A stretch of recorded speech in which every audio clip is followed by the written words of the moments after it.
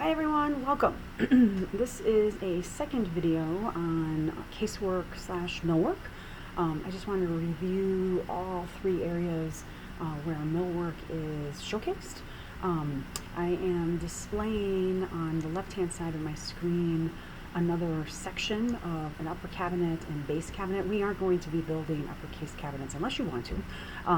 The base cabinets, however, we are going to build. And so I just wanted to reference some of these dimensions just to refresh your memory. But again, if you have just watched the first part of the Casework Millwork video, then this obviously probably makes much more sense than you, or to you. So anyway, overall dimension from the finished floor, AFF above it, to the top of the backsplash is basically 3'2", and I'm getting that number from the 2'10" dimension that you're looking at and the 4" of the backsplash. The depth of it overall is 2'1". The toe kick at the bottom is 4 inches, and I am going to review just tracing or building this section plane, if you will, in in SketchUp, sorry, and then how you can utilize it to build the rest of the millwork in this space. Okay, so let me jump into SketchUp. I have turned, as you can see, a lot off: floors off, ceiling off, drop ceilings off, columns, on and on and on and on and on. We have already built this linear millwork piece, but I'm going to again be tracing and drawing this shape. I have actually in class last night with you have taken this length of this millwork base cabinet, and I've actually also copied it and rotated it and placed it along that wall. I'll probably re-explain that a little bit, but for now let me just review building that section, if you will. And so I started off with the lines tool. I started building along the z-axis. How do I know I'm building along the z-axis? I am looking at a line that is the color of blue. I'm looking at a flag that's popping up and telling me I'm on a blue axis. Blue represents Z, red represents X, and green represents Y. But this particular back, if you will, is basically going to be 3'2", so that is exactly what I'm going to type. If you're wondering where that information is in SketchUp, literally in the lower right-hand corner is everything that you need to know. Either you're asking SketchUp for a dimension or you're giving SketchUp a dimension. It's always going to be listed and shown in the lower right-hand corner. I call it the option bar. But literally, you're going to hit enter. I'm going to zoom in just so I can see a little bit better. Now we are at the backsplash. That is 1 inch in depth. It is 4 inches in height. Overall depth of this unit is 2 foot 1 inch. However, this is the counter, so this is just 2 feet. The height of the counter, and again, I'm zooming in, making sure I see blue. The height of the counter in front elevation is 1.5 inches. And that is not true all the way back, but I am just keeping it and holding it 1 foot or 1.5 inches to showcase. The depth here, I'm just going to do 1 inch. And then the facade of the cabinets, whether they're drawers or doors, which most likely will be either doors or open shelving, this is 2 foot 4.5 inches. We're going to kick the kick plate back 3 inches. So again, there's a red axis, which symbolizes the x-axis. So 3 inches, and then a 4-inch height for your toe kick. And then literally I'm just going to come on over and finish. That's how you know you've made a plane, is it immediately shades in, it immediately showcases, and now I can take it and I can do what I want with it. Okay, so let me just move this over. I have not shown you the follow me command, and I'd like to just review it with you, or not really review it, show it to you for the first time. So I'm going to select it, I'm going to move it on over. And I think I'm just going to rotate that. Sounds good.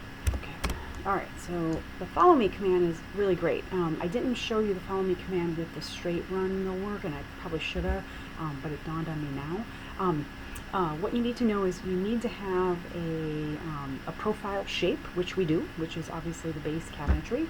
We need to have a path, if you will. So that path can be straight, a straight line, or that path can be a curve, which I'll show you next.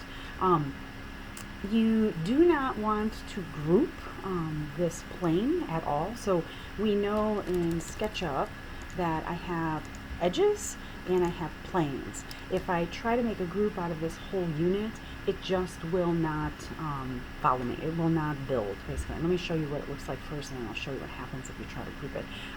So all you need to do with follow me, it's kind of like following along a path. You select it.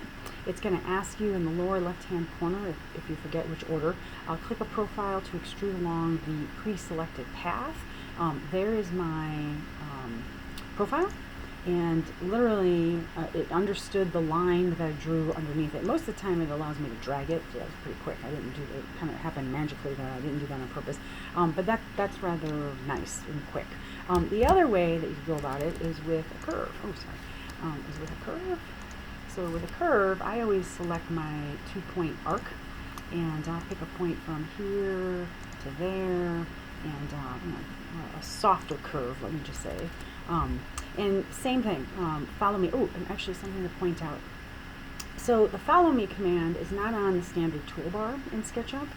It is on this toolbar by the name of Edit, so that's why I have this floating off to the side. All the rest of the tools are literally on the standard toolbar. I don't know why this one is out. It's probably because we don't use it that much. But anyway, follow me. It's going to ask you for the profile, and then it's going to see how it's kind of letting me drag along the arc all the way to the end, and then it will finish it for me. So I know this is not cabinetry that we have seen since the 80s, but for the most part, we can have a little bit of fun, which pretty much is this island I'm going to show you next. Okay, so let me undo a little bit, and let me just talk groups for a second, because I told you I was gonna. If you try to, like I said, group this, and again, how do you group? You can right click and say make a group. You could go to the pull down menu and say make group, or you could just type G, whichever one you prefer. Since I believe my right click and pull down menu is to select make group is working, let's see here, I'm going to say section base cabinet. So again, I try to call everything out as soon as possible and what it is. And so you can see when I select it, it selects as one. If I go to follow me, you will get a little no symbol. So that's how you know you can't use any groups to reference follow me. So anyway, and all you need to do to ungroup is you just right click on an object and you explode it. And then if I say and select follow me again, there's the profile, and there it is, allowing me to drag along the curve. So just be careful with that. You know, again, I've been constantly saying in all the videos, make sure you group, make sure you group, make sure you group. In this scenario with using follow me, you do not want to group. Okay, I'm going to get rid of this path. I don't need this anymore. I am going to select this section, and I'm actually going to move it all the way to this piece here. I'm going to grab that interior there. I'm going to, at the same time, I'm going to turn some walls off just so I can move a little quicker and I don't hide anything on this. So I'm going to make many selections, so I'm going to hold down my control, I'm sorry, my shift key, and so I'm going to just turn off a little bit of these. Again, nothing more for other than I just want to be able to move quick and not hide anything. Okay, so in this scenario, the cabinetry, the base cabinetry, we really don't need a backsplash. And we have a counter on both ends. The larger shape that you see is actually a drop ceiling up above. So I'm really just concentrating here. And again, in my CAD drawing, I have very many shapes and lines and arcs. It was just referencing the kick plate, the base cabinetry, and the counter. So there are many ways that you can build. Long ago, we used to build a different way. We don't need to do that. We don't need to talk about it or explain it. But for the most part, it's referenced there. So I'm going to kind of come around to this side, if you will. I probably should turn off that wall too. That's all right. I can do that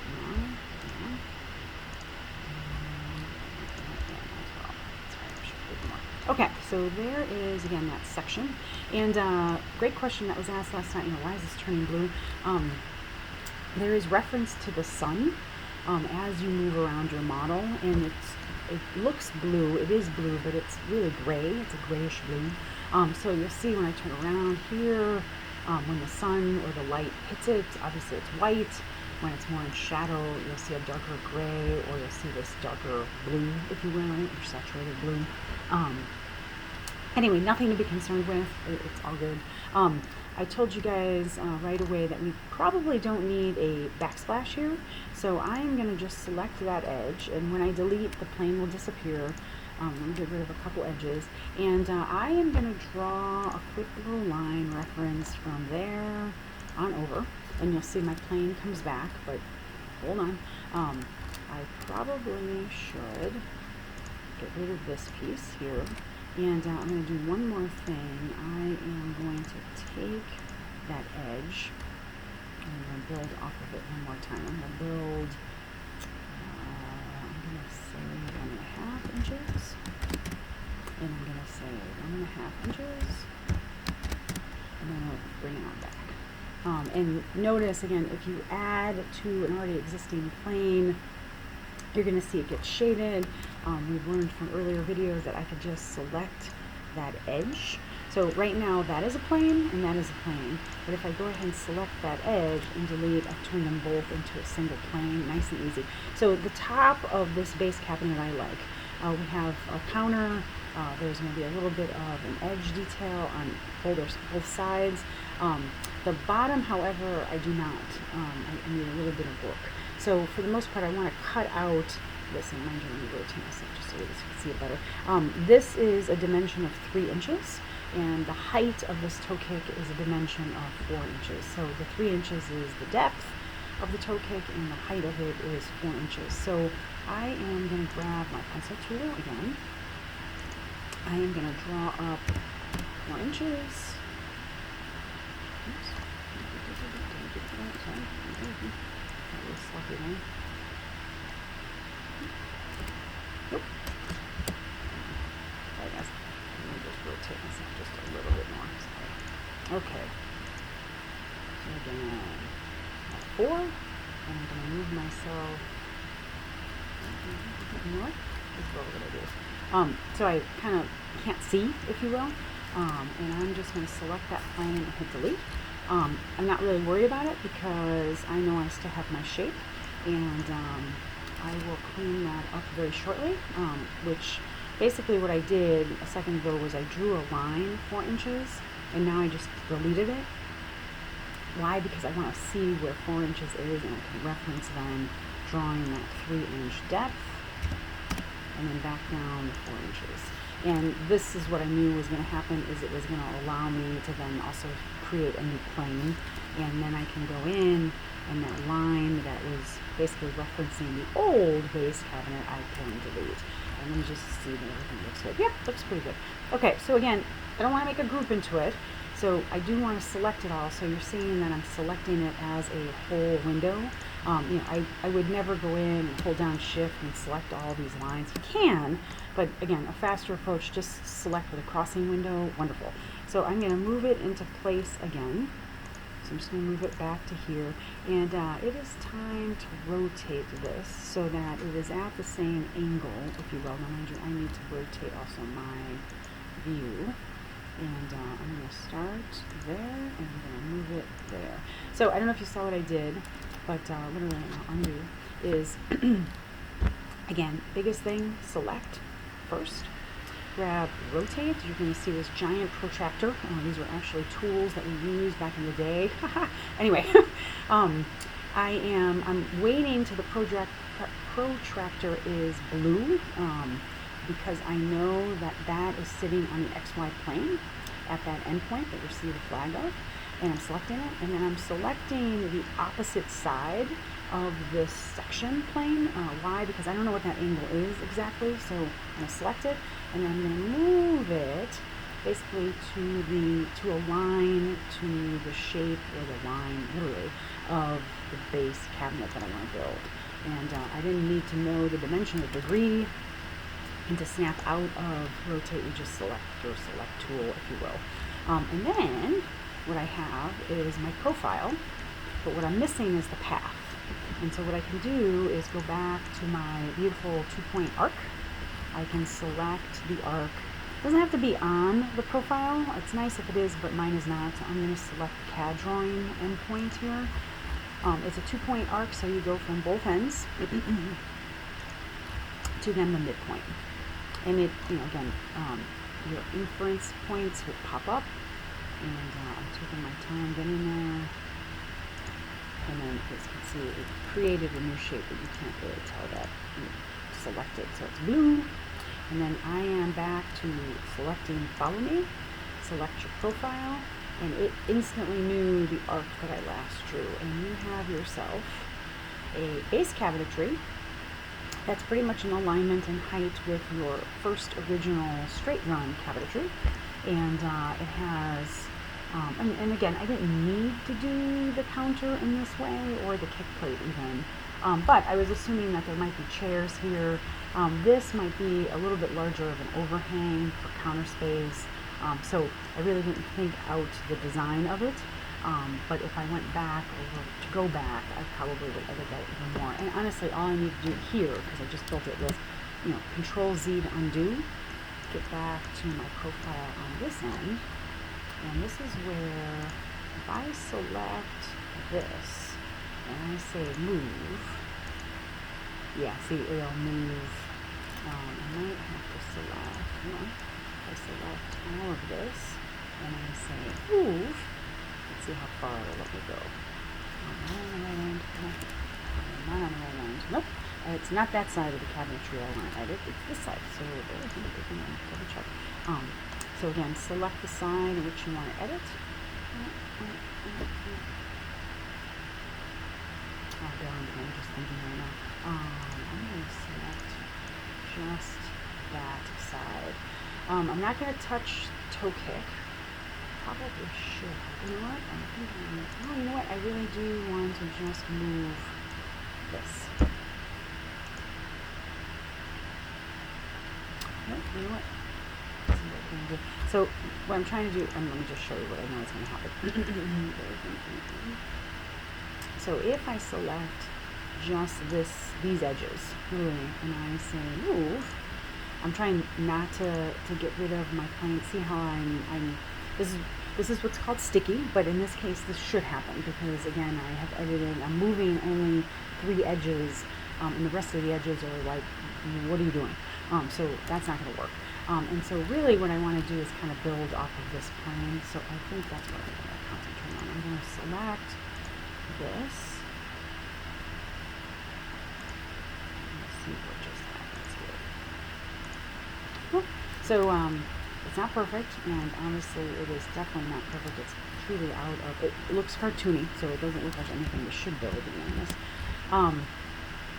This one, I think I would end up going back even further. So I'm going to hit I'm going to hit Control Z. What I mean by that, I went back further before I rotated.